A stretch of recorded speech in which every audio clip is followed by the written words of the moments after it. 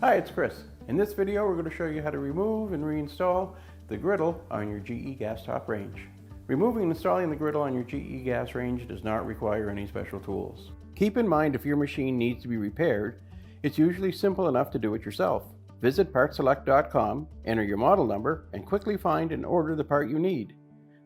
The main reason you'll be looking at removing and installing the griddle on your GE gas range is typically just from normal use, either for cleaning or if over time you find that some of the coating on it is gone and now things are really starting to stick and hard to clean. Removal is very easy. You're just going to bring your fingers in, put it along the edges, and just lift straight up, and it'll easily remove from the cooktop.